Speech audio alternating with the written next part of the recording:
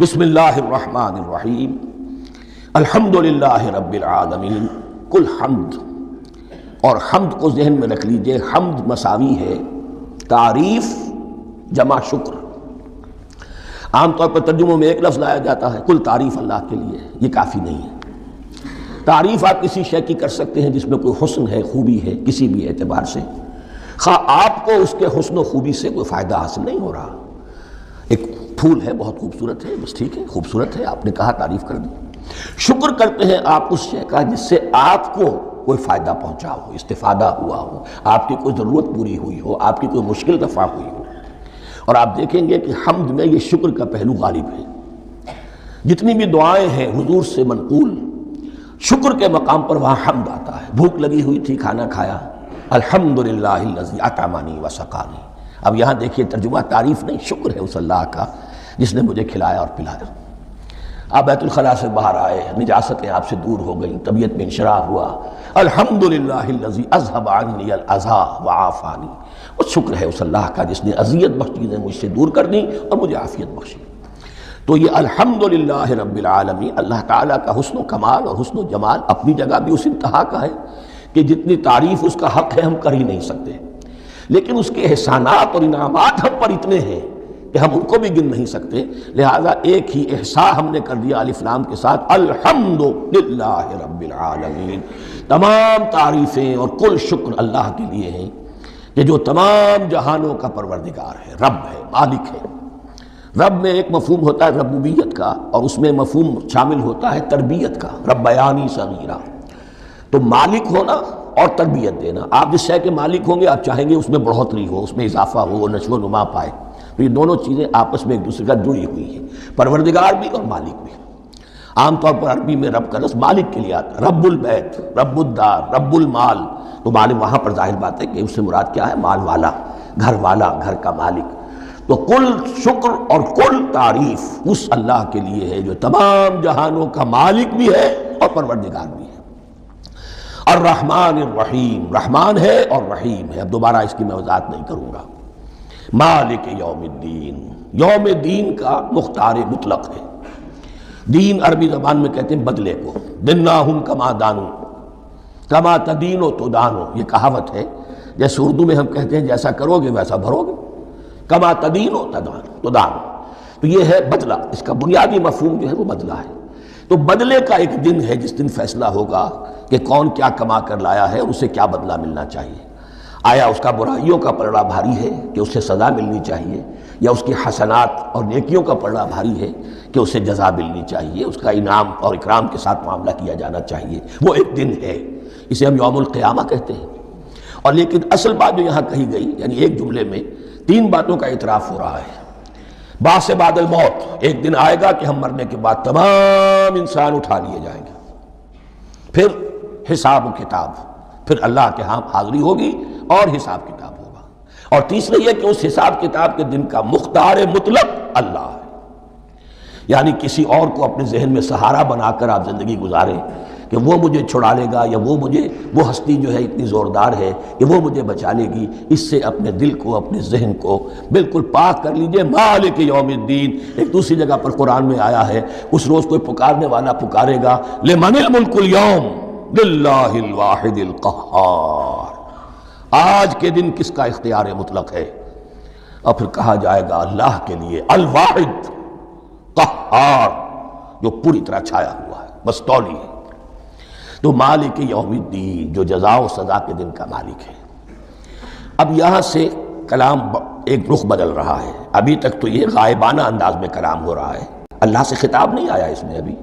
الحمدللہ رب العالمین الرحمن الرحیم مالک یوم الدین۔ اب خطاب ہے، ایاک نعبد و ایاک نستعین، ہم صرف تیری ہی بندگی کرتے ہیں اور کریں گے، اور ہم صرف تجھ ہی سے مدد مانگتے ہیں اور مانگیں گے۔ یہ ترجمہ میں کیوں کر رہا ہوں کہ یہ فعل مضارع ہے۔ عربی زبان میں فعل مضارع حال اور مستقبل دونوں کو کور کرتا ہے۔ ایاک کا جو ہے مفعول فاعلی جو ہے، مفعول جو ہے اس میں ضمیر مفعولی، اسے پہلے لا کر حشر کا مضمون پیدا ہو گیا۔ ہم تیری بندگی کرتے ہیں نہیں، ہم تیری ہی بندگی کرتے ہیں اور کریں گے۔ حال میں ترجمہ کیجئے تو یہ اظہار حال ہے، اور مستقبل میں ترجمہ کیجئے تو یہ ایک عہد ہے، قول و قرار ہے، بہت بڑا معاہدہ ہے۔ وَإِيَّاكَ نَسْتَعِينُ، اور صرف تجھ ہی سے مدد مانگتے ہیں اور مانگیں گے۔ اس میں بھی حال کا ترجمہ اظہار حال، اللہ کرے کہ واقعی ہمارا حال وہی ہو، جب ہم یہ الفاظ کہتے ہیں تو واقعتاً ہم اس پر پورے اتر رہے ہوں کہ اسی کی بندگی کر رہے ہوں اور اسی سے ساری استعانت اور استمداد کر رہے ہیں۔ جہاں تک مستقبل کا تعلق ہے وہ پھر ایک عہد ہے، اہدنا الصراط المستقیم، یہ مقام وہ آ گیا کہ یہاں تک تو اے پروردگار ہم پہنچ گئے تیرے فضل سے، تیرے کرم سے۔ فطرت سلیمہ بھی تیری عطا کردہ تھی، عقل سلیم بھی تیری ودیعت کردہ تھی، ان دونوں کی روشنی سے ہم یہاں تک تو پہنچ گئے۔ اب ہماری جو ضرورت ہے، احتیاج ہے، وہ کیا ہے؟ اہدنا الصراط المستقیم، ہدایت بخش ہمیں سیدھے راستے کی۔ یہاں دو باتیں سمجھ لیجئے، انفرادی سطح پر انسان کے لیے نہ معلوم کتنے مرحلے آتے ہیں ہر روز کہ جس میں وہ ایک چھٹک کر کھڑا ہو جاتا ہے، یہ کروں یا یہ کروں، دو الٹرنیٹو سامنے آ رہے ہیں، فیصلہ کرنا مشکل ہو رہا ہے، قدم قدم پر ہدایت کی ضرورت ہے۔ اور اجتماعی طور پر نوع انسانی تین بڑے بڑے تمدنی مسائل میں واقعہ یہ ہے کہ تسلیم کر لیا جانا چاہیے کہ عقل انسانی اس کو راستہ نہیں دکھا سکتی۔ عام معاشرتی سطح پر مرد اور عورت کے درمیان حقوق اور اختیارات کا کیا توازن ہو، ناممکن ہے، انسان طے نہیں کر سکتا۔ انسان یا مرد ہے یا عورت ہے، عورت سوچے گی اپنے لحاظ، اپنے جذبات کا، اپنے خیالات کا لحاظ رکھے گی، مرد کے جذبات و احساسات کا اس کا کوئی تصور ہی ممکن نہیں۔ مرد سوچے گا اسے اپنے احساسات معلوم ہے، لیکن یہ کہ عورت کے احساسات سے وہ نابلد ہے، ان کو محسوس کر ہی نہیں سکتا، لا محالہ وہ اپنے بارے میں وہ جو بھی نظام بنائے گا اس میں وہ اپنی بالادستی رکھے گا۔ وہ تو ایک ہی ہستی ہو سکتی ہے کہ جو دونوں کی خالق ہے، مرد کی بھی عورت کی بھی، اور اس کو دونوں سے محبت ہے، دونوں کا خیر خواہ ہے، دونوں کا رب ہے، دونوں کو پروان چڑھانا چاہتا ہے۔ اسی طرح فرد اور معاشرہ یا ریاست، حکومت اور ریاست ہمیشہ یہ چاہتی ہے کہ سارے اختیارات ہمارے ہاتھ میں آ جائیں، ٹوٹلیٹیرین سوسائٹی ہو، بس ہم حکم دیں اور لوگ اس پر چلیں۔ افراد یہ چاہتے ہیں نہیں، ہمیں آزادی ہونی چاہیے۔ اب آپ دیکھیے کہ دنیا میں کتنے جھگڑے چلتے ہیں اسی پر، فریڈم فریڈم فریڈم۔ وہ فریڈم واقعتاً اپنی جگہ پر ایک شے ہے، افراد کی آزادی ہونی چاہیے، لیکن افراد کی آزادی اتنی نہ ہو جائے کہ وہ مادر پدر آزاد ہو جائے، کوئی قانون، کوئی قاعدہ، کوئی اخلاقی، کوئی حدود اور قیود جو ہے ان کا پابند نہ رہے۔ تو اب کہاں ہے وہ نقطہ اعتدال کہ جس میں انسان کے انفرادی آزادی، انفرادی اختیار اور ادھر اجتماعی مصلحتیں جو ہیں ان کو بیلنس کیا جا سکے؟ انسان طے نہیں کر سکتا، صرف اللہ ہی اس کے لیے نظام دے سکتا ہے۔ تیسرا مسئلہ ہے سرمایہ اور محنت، اس میں کیا توازن ہو؟ سرمایہ اور محنت دونوں مل کر کچھ بنا رہے ہیں، کچھ پروڈیوس کر رہے ہیں۔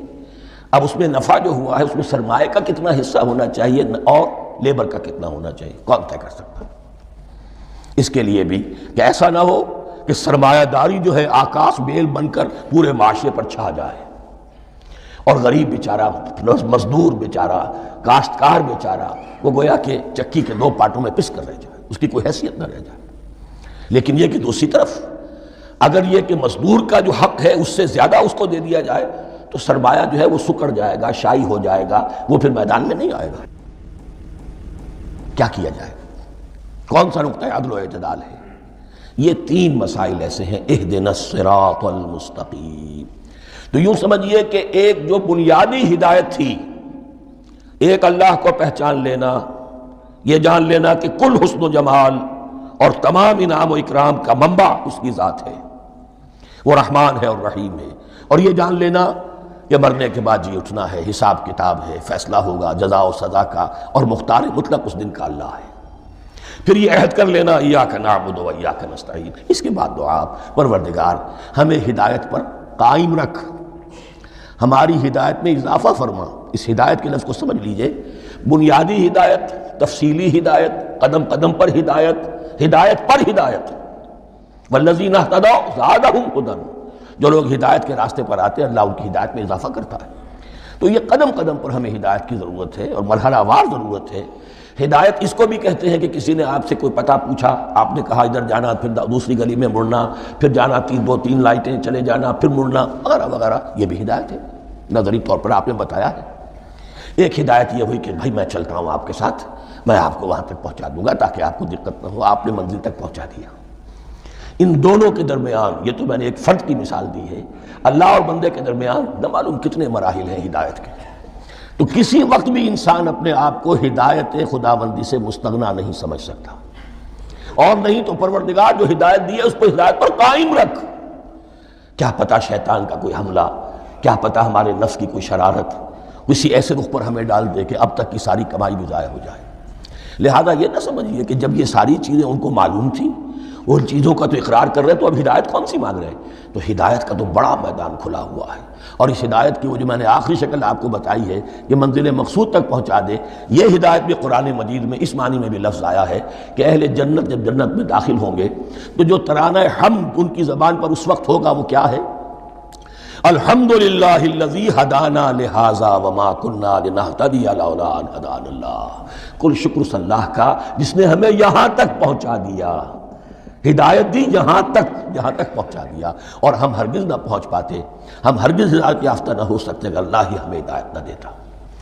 اہدنا الصراط المستقیم، سیدھا راستہ، صراط الذین انعمت علیہم. اور اس کی مزید وضاحت ہے، راستہ اس کا ان لوگوں کا جن پر تیرا انعام ہوا. یہ کون لوگ ہیں؟ اس کی وضاحت آپ کو ملے گی سورہ نساء میں. من یطع اللہ والرسول فاولئک مع الذین انعم اللہ علیہم من النبیین والصدیقین والشہداء والصالحین. صراط المستقیم، سیدھا راستہ، صراط الذین انعمت علیہم. اور اس کی مزید وضاحت ہے، راستہ اس کا ان لوگوں کا جن پر تیرا انعام ہوا. یہ کون لوگ ہیں؟ اس کی وضاحت آپ کو ملے گی سورہ نساء میں. من یطع اللہ والرسول فاولئک مع الذین انعم اللہ علیہم من النبیین والصدیقین والشہداء والصالحین. چار طبقات ہیں منعم علیہم جن پر اللہ کا انعام ہوا ہے. چوٹی پر انبیاء کرام، اس کے بعد صدیقین کرام، اس کے بعد شہداء عظام، اس کے بعد عام صالح مسلمان صالح ہو. یہ بیس لائن ہے. اس سے اوپر کا درجہ شہداء کا ہے، اس سے اوپر کا درجہ صدیقین کا ہے، اور پھر اس سے اوپر کا درجہ انبیاء کا ہے. انبیاء میں سے پھر وہ بھی ہوتے ہیں کہ جو اولو العزم میں من الرسل ہیں، لیکن یہ چار طبقات ہیں، ان کے راستے پر ہمیں چلا. غیر المغضوب علیہم ولا الضالین، جو مغضوب علیہم نہیں ہوئے، جن پر تیرا غضب نہیں ہوا. اور غضب ہوتا ہے ان پر کہ جو ہدایت کے واضح ہونے کے بعد ہدایت کو ترک کر دیں، وہ ہے مغضوب علیہم. جنہیں ہدایت مل گئی ہو، ہدایت کو پہچان لیا ہو، پھر اپنی شرارت نفس کی وجہ سے، اپنی نفسانیت کی وجہ سے، اپنے تکبر کی وجہ سے، اپنے حسد کی وجہ سے وہ اس حق کو رد کر دیں، اس کو ترک کر دیں، ان پر اللہ کا غضب آتا ہے. اور اس میں اس کی بہت بڑی مثال تاریخ کے اعتبار سے یہودی ہیں. اللہ نے انہیں ہدایت دی، کتابیں عطا کی، تورات، انجیل، زبور، سینکڑوں نبی ان میں مبعوث کیے. 1400 برس تک نبوت کا تار ٹوٹا ہی نہیں، مسلسل. ابتدا میں بھی 2 نبی، موسیٰ اور ہارون، اور اختتام پر بھی 2 نبی، عیسیٰ اور یحییٰ علیہ السلام. اور ان کے مابین کوئی لمحہ نہیں آیا ہے تاریخ بنی اسرائیل میں جبکہ کوئی نہ کوئی نبی موجود نہ ہو. لیکن انہوں نے اپنی شرارت نفس کی وجہ سے ہدایت تورات سے بھی منہ موڑا، اور پھر سب سے بڑی بات یہ کہ ہدایت محمدی سے، ہدایت قرآنی سے بھی صلی اللہ علیہ وسلم منہ موڑا. وہ ہے مغضوب علیہم ولا الضالین، اور نہ ہی گمراہ ہوئے. یہ لفظ جو آتا ہے عربی زبان میں گمراہ کا بھی ہے اور تلاش حق میں بھٹکنے والے کا بھی ہے. ایک وہ شخص ہے جس پر حق ابھی واضح نہیں ہوا، وہ تلاش میں ہے، اس کے لیے بھی ضال کا لفظ آئے گا. اسی طرح کوئی شخص کسی کے عشق اور محبت میں ایسا ہو جائے، دیوانہ ہو جائے، اس کو بھی ضال کہتے ہیں. یعنی اس کے اوپر جذبات کا اتنا غلبہ ہو گیا ہے کسی کی محبت اور عشق کی بنا پر. تو حضور کے لیے یہ لفظ آیا ہے وَوَجَدَكَ ضَالًّا فَهَدَىٰ، اور یہ تو سورۃ الضحیٰ ہے، اکثر بیشتر لوگوں کو یاد ہوگی. تو یہ جو ضال کا لفظ ہے اس میں سمجھ لیجئے ضروری نہیں ہے کہ وہ گمراہ ہو، بلکہ وہ بھی کہ جو ابھی راہ ہدایت کی طلب میں، اس کے حصول کے لیے اس کی تلاش میں کوشاں ہیں. اور وہ بھی کہ جو کسی مغالطے کی وجہ سے حق سے منحرف ہو جائے. یہ بھی جان لیجئے کہ ایک ہے بدنیتی، تکبر، حسد، حق کو جان کر پہچان کر رد کر دینا یا چھوڑ دینا یا ترک کر دینا. ایک ہے کسی غلطی میں، کسی جذبات کے اندر آ کر، کسی غلو کے اندر مبتلا ہو کر اور حق سے منحرف ہو جانا. اس کی جو سب سے بڑی مثال ہے وہ نصارہ ہے، عیسائی ہے۔ حضرت مسیح کو انہوں نے مانا لیکن غلو کیا، یہ لفظ آئے گا آگے، لا تغلو فی دینکم، اپنے دین میں غلو نہ کرو۔ جیسے ہمارے ہاں بھی بعض لوگ ہیں جو حضور صلی اللہ علیہ وسلم کی تعریف میں، حضور صلی اللہ علیہ وسلم کے ساتھ اپنی محبت کے اظہار میں غلو کر جاتے ہیں۔ یہ انتہا درجے کو ہو گیا تھا حضرت مسیح علیہ السلام کے ماننے والوں میں، اور اس کی بنا پر انہوں نے تثلیث کا عقیدہ ایجاد کر لیا اور حضرت مسیح علیہ السلام کو اللہ کا بیٹا بنا دیا۔ تو اس کی سب سے بڑی مثال ضالین کی اس اعتبار سے کہ ہدایت پانے کے بعد کسی بدنیتی سے نہیں بلکہ کسی اچھے جذبے میں غلو کی وجہ سے، رسول سے محبت کرنا تو اچھا جذبہ ہے لیکن یہ محبت بھی ایک حد میں رہنی چاہیے۔ غلو کرے گی تو ظاہر بات ہے کہ اس کے بعد وہ گمراہی کی طرف لے جائے گی۔ تو یہ ہے اس سورہ مبارکہ کا ترجمہ، اور اس کے بعد آخر میں آمین کہنا یہ مسنون بھی ہے، کہنا چاہیے۔ البتہ اختلاف یہاں بھی صرف اتنا ہے کہ نماز میں جب آپ امام کے ساتھ ہیں، وہ اگر جہری قرات کر رہا ہے تو آیا اس کے بعد آپ کو بھی بالجہر کہنا ہے آمین یا نہیں کہنا، یہ اختلاف ہے، ان میں کوئی فرق واقع نہیں ہوتا۔ یہ چیز متفق علیہ کہ کہنا ہے آمین، بلکہ یہ آمین تو یہودیوں میں ہے، یہ آمین جو ہے یہ عیسائیوں میں بھی ہے۔ ان کی بھی جو پریئرز لارڈس پریئر ہے اس کے بعد آمین، وہ آمین کہتے ہیں، وہ فرق وہ لفظ ایک ہی ہے، اس لیے کہ عبرانی زبان اور عربی زبان، یا تو ہم یہ کہہ سکتے ہیں کہ دونوں بہنیں ہیں، کوئی ایک مشترک زبان تھی ان کی ماں جس کی یہ دو بیٹیاں ہیں، اور یا یہ کہنا پڑے گا کہ عربی زبان کی ماں جو ہے وہ عبرانی زبان ہے۔ بہرحال بڑا قریبی رشتہ عربی کا اور عبرانی کا ہے، اس اعتبار سے وہ آمین۔ اب آپ کو معلوم ہے ہم السلام علیکم وہ کہتے ہیں، وہ سلام کہتے ہیں، فرق کیا ہے؟ وہ تو تلفظ کا فرق ہے۔ اسی طریقے سے اور بہت سے الفاظ ہیں، میں بعد میں بتا۔ اب میں اس سورہ مبارکہ کے بارے میں خاص حدیث آپ کو سنانا چاہتا ہوں، اور اسی سے در حقیقت جو امام ابو حنیفہ کا موقف ہے رحمۃ اللہ علیہ، اس کی حقانیت مزید مبرہن ہو جائے گی۔ یعنی کیا کہ آیت بسم اللہ سورہ فاتحہ کا جز نہیں ہے، سورہ فاتحہ الحمدللہ رب العالمین سے شروع ہوتی ہے۔ وہ میں آپ کو بتانا بھول گیا کہ جن کے نزدیک یہ سورت کا جز ہے وہ پھر جہری قرات میں بسم اللہ الرحمن بھی بلند آواز سے کہیں گے، اور جن کے نزدیک یہ سورہ فاتحہ کا جز نہیں ہے وہ نہیں کہیں گے، وہ الحمدللہ رب العالمین سے قرات کریں گے۔ تو کوئی فرق نہیں ہے بنیادی۔ یہ حدیث جو ہے یہ مسلم شریف میں ہے اور حدیث قدسی ہے، اس کے راوی حضرت ابو ہریرہ ہے رضی اللہ تعالیٰ عنہ، اور اس حدیث نے اس سورت کے مضامین کا نہایت عمدہ تجزیہ کر دیا ہے۔ حدیث کے الفاظ سن لیجئے، قسمت الصلاۃ بینی و بین عبدی نصفین۔ اللہ تعالیٰ فرما رہے ہیں، حدیث قدسی ہے، میں نے نماز کو، صلاۃ کو اپنے اور اپنے بندے کے درمیان آدھا آدھا تقسیم کر لیا، فنصفها لی ونصفها لعبدی، اس کا نصف جو ہے وہ میرے لیے ہے اور نصف جو ہے وہ میرے بندے کے لیے ہے، وَلِعَبْدِي مَا سَأَلَ، اور جو میرے بندے نے مانگا میں اسے دوں گا، میرا وعدہ ہے یا میں نے اسے دیا۔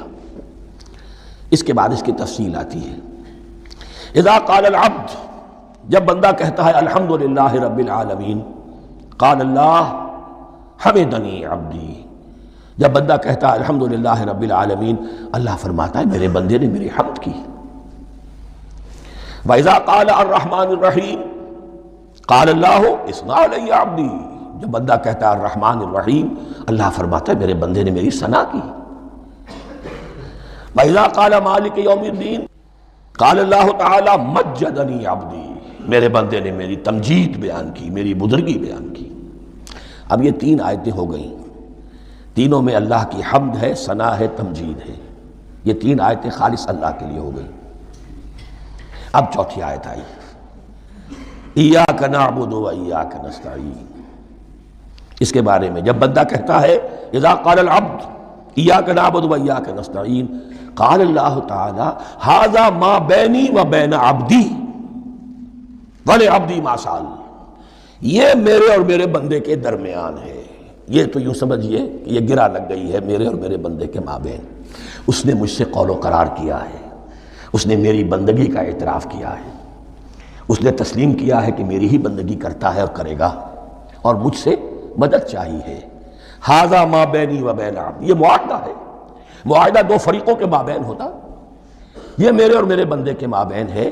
وَلِعَبْدِي مَا سَأَلَ، اور میں نے اپنے بندے کو دیا جو اس نے مانگا، وہ میری مدد چاہتا ہے، میری مدد اس کے شامل حال رہے گی۔ فَإِذَا قَالَ، اور جب بندہ کہتا ہے اهْدِنَا الصِّرَاطَ الْمُسْتَقِيمَ صِرَاطَ الَّذِينَ أَنْعَمْتَ عَلَيْهِمْ غَيْرِ الْمَغْضُوبِ عَلَيْهِمْ وَلَا الضَّالِّينَ، قال اللہ تعالی هَذَا لِعَبْدِي وَلِعَبْدِي مَا سَأَلَ، یہ تین آیتیں یہ میرے بندے کے لیے ہیں۔ اهْدِنَا الصِّرَاطَ الْمُسْتَقِيمَ، اسی صراط مستقیم کی وضاحت ہے مثبت، صراط الذین انعمت علیہم، اسی صراط المستقیم کی وضاحت ہے منفی انداز میں، غیر المغضوب علیہم ولا الضالین۔ یہ سب میرے بندے کے لیے ہے اور میں نے اپنے بندے کو دیا جو اس نے مانگا۔ اس کو میں نے ایک مرتبہ یہ ترازو کی شکل میں اس کو لکھوایا تھا۔ دیکھیے یہ ایاک نعبد و ایاک نستعین، یہ ہے وہ ترازی کی وہ ڈنڈی۔ واو جو ہے ایاک نعبد و ایاک نستعین، واو جو ہے گویا کہ وہ مٹھ ہے جس سے کہ ترازو کو پکڑا جاتا ہے۔ ادھر ایک پلڑا ہے جس کی تین آیتیں ہیں، الحمدللہ رب العالمین الرحمن الرحیم مالک یوم الدین۔ اس کا نتیجہ کیا نکلا؟ ایاک نعبد۔ آپ نے شاید یہ سنا بھی ہو، ایک بہت ہی عمدہ قرات کا جو ریکارڈ ہے قاری عبدالباسط عبدالصمد کا، وہ یہیں سے چل کر سورہ فاتحہ کی قرات کر کے ایاک نعبد پر آ کر رکتا ہے۔ الحمدللہ رب العالمین الرحمن الرحیم مالک یوم الدین ایاک نعبد۔ گویا کہ یہاں یہ صورت بالکل ہاف ہو گئی ہے۔ تین آیتوں میں اللہ کی حمد ہے، ثنا ہے، تمجید ہے، جس کا نتیجہ ہم تیری ہی بندگی کرتے ہیں، تیری ہی اطاعت کریں گے۔ لیکن اب اس کے بعد سوال ایاک نستعین، اسی کی جو استعانت کیا درکار ہے ہمیں؟ ہدایت۔ ہدایت سب سے بڑی استعانت ہے، ہدایت ہی تو سب سے بڑی مدد ہے۔ اهدنا الصراط المستقیم صراط الذین انعمت علیہم غیر المغضوب علیہم ولا الضالین۔ یہ ایاک نستعین کے حق کے ساتھ یہ تین آیتیں آ گئیں، اهدنا الصراط المستقیم صراط الذین انعمت علیہم غیر المغضوب علیہم ولا الضالین۔ قسمت الصلاۃ بینی وبین عبدی نصفین فنصفها لی ونصفها لعبدی ولعبدی ما سأل۔ اللہ تعالیٰ اس سورہ فاتحہ کا جو اصل مفہوم ہے وہ بھی ہمارے ذہنوں پر، ہمارے شعور کی سطح پر اسے اجاگر کیے رکھے، ہمیں توفیق دے کہ جب بھی پڑھیں، جب بھی سنیں تو وہ کیفیت اگر ہو جائے۔ اس لیے کہ ایک حدیث ہے کہ الصلاۃ معراج المومنین، نماز تو اہل ایمان کے حق میں معراج کے درجے میں ہے۔ اس حوالے سے ہم یہ سمجھ سکتے ہیں کہ کوئی وقت ایسا آ سکتا ہے کہ انسان کو واقعتاً، روح انسانی واقعتاً اللہ کے یہ جواب سنے۔ انہونی بات نہیں ہے یہ، ہوتا ہے خطاب آخر، اٹھتا ہے حجاب آخر، کرتے ہیں خطاب آخر، یہ تو ہوتا ہے۔ مخاطبہ الہی ہے تو میں نے عرض کیا کہ ثابت ہے، مخاطبہ، محادثہ اور تحدیث، اللہ بندوں سے کلام کرتا ہے۔